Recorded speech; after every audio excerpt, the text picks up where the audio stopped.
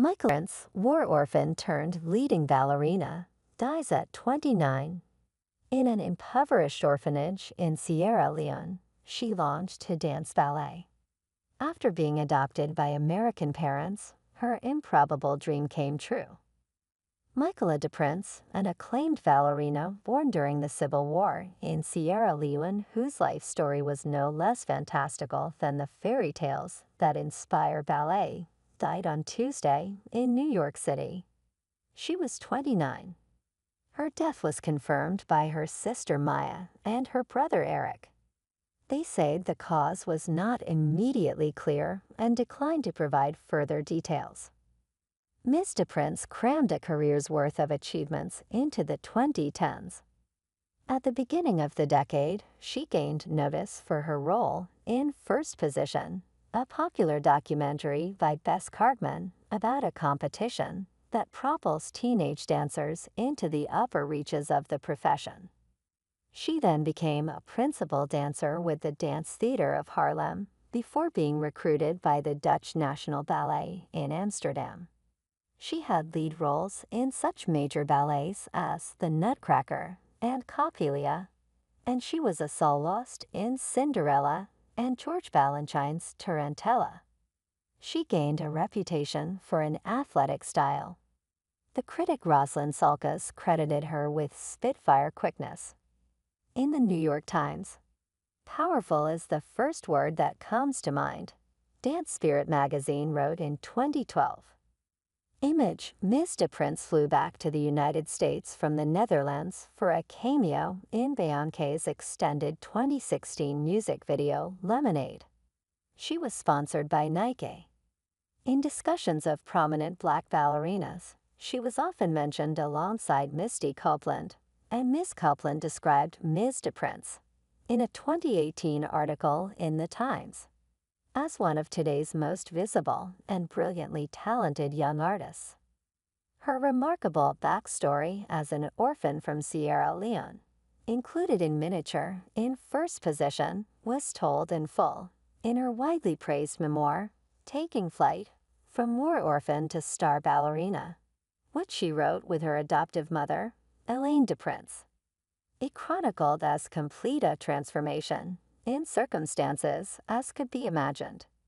She was born Mabinti Bangura on January 6, 1995, in a rural area of the Kenema district in southeastern Sierra Leone. Her father harvested rice and made shea butter on land he owned with his brother. He also worked in diamond mines. She was born with vitiligo, a skin condition that made her skin spotted. Some people, including her uncle, thought this made her a carrier of bad luck. Her father replied to comments that she would be unmarriageable by saying that it was all the more important then for her to get an education. She learned to read and write in Arabic as a toddler, and she gained fluency in several African languages. Everything changed when her father was murdered at the mines. She and her mother were taken in by her uncle. In her book, she describes being beaten by him and denied food. Her mother tried to protect her but eventually died of malnutrition and fever. Her uncle took her to an orphanage. There she was given a new name that was also a ranking, No. 27, the least favored among all of the children in her new home. She was served food last and as a result received the least, and she was given to understand that she deserved her lowly position because of her speckled skin. There was another girl at the orphanage whose birth name was Mabinti. Because of her left-handedness, she was No. 26.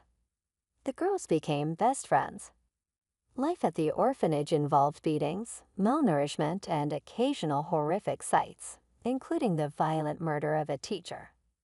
One day, a gust of wine blew a European magazine into the orphanage. Its cover bore an image of a ballerina on point. She was smiling. She looked happy. Mabinti, too, wanted to be happy. She took to twirling around and standing on the tips of her toes. She kept the magazine cover as a talisman. Eventually, a militia group occupied the orphanage. The residents fled to the neighboring state of Guinea. Walking to the border, Meventi saw a horrific sight: hundreds of dead and decaying bodies. Around the same time, thousands of miles away, in Cherry Hill, NJ, a retired special education teacher named Michaela Deprince and her husband, Charles Deprince, an executive at a nutritional supplement company, were planning to adopt. Elaine had looked forward to adopting children since she first learned of the concept of adoption as a little girl. In the 1980s, she adopted 3 boys with hemophilia, feeling it was her duty because other adoptive parents did not want to deal with their medical issues. In the early 1990s, all of them contracted HIV, as did many other people with hemophilia who relied on blood clotting products.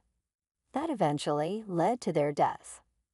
One of their adopted sons, Michael, had been inspired by the idea of adopting a baby from a war-torn country in Africa. After his death, the Deprinces resolved to do just that. Elaine flew to Africa planning to adopt